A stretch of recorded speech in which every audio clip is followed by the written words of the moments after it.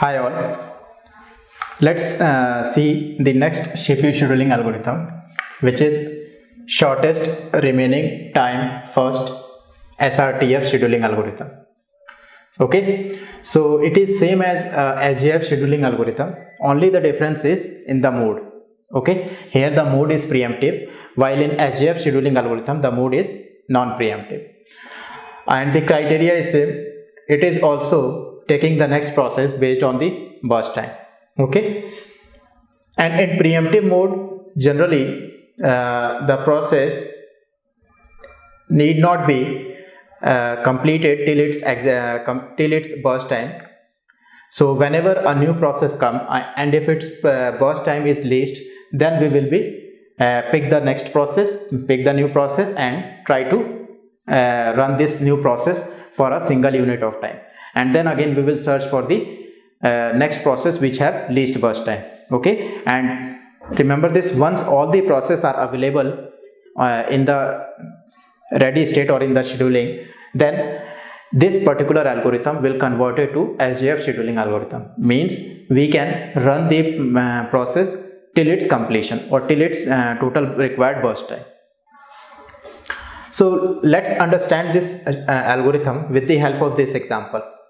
In this example, I have given six different processes, process P1 to process P6, and their arrival time AT is given and their burst time BT is given. So process P1 require 0, process P1 arrive at 0 and it requires 7 unit of time to complete their execution. Similarly, process P2 arrive at 1 and it required 5 unit of burst time. Okay, and so on. All the other process, their arrival time and their burst time is given. So let's prepare the Gantt chart first, and then after we will calculate the completion time, turnaround time, waiting time. Okay, so first I will draw the Gantt chart.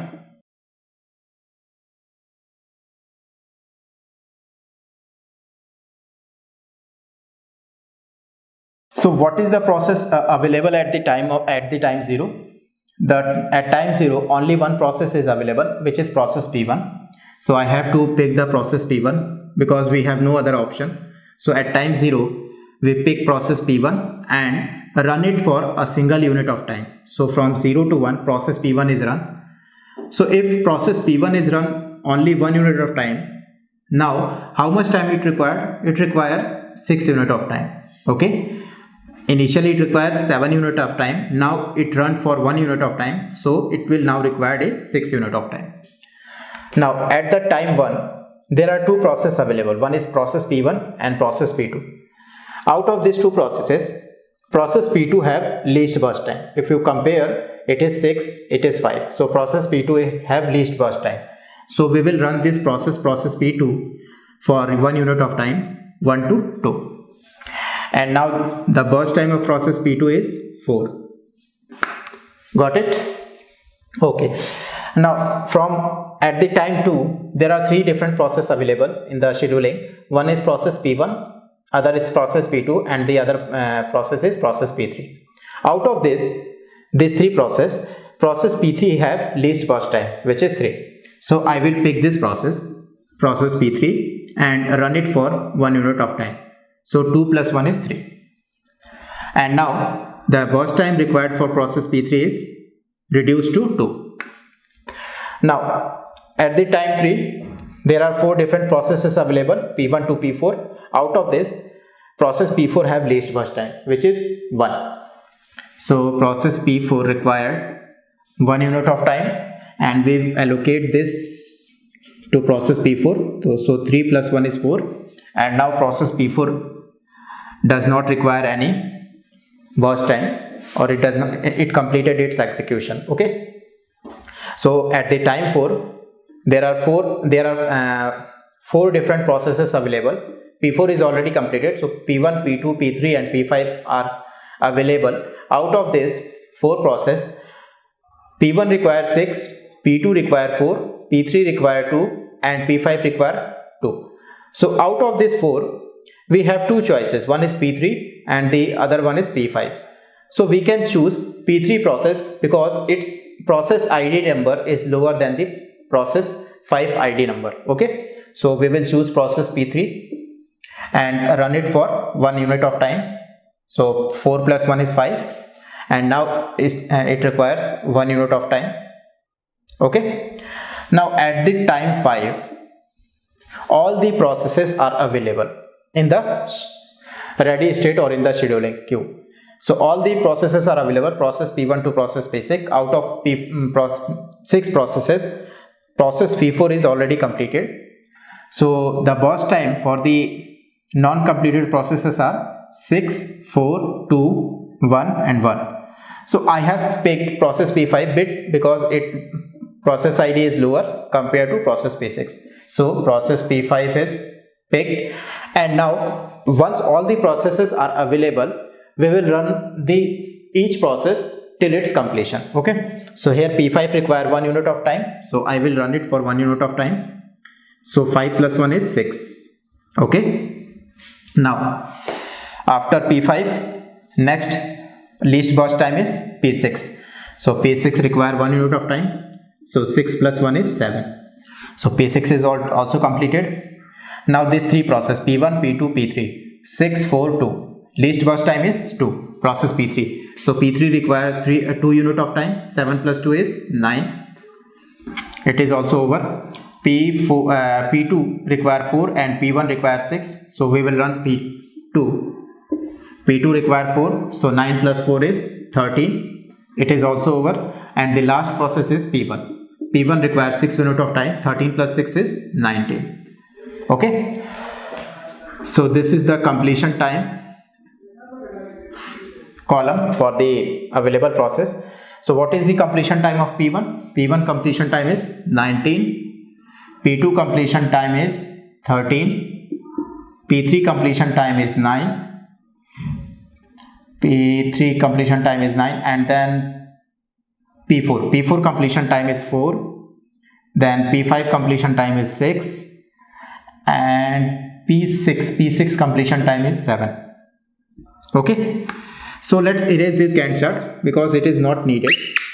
We already calculate the completion time, and based on this completion time, we will calculate the turnaround time as well as waiting time. So how can we calculate the turnaround time? Remember the formula. Turnaround time is completion time minus arrival time. Okay, turnaround time is completion time minus arrival time. Similarly, waiting time is turnaround time minus burst time.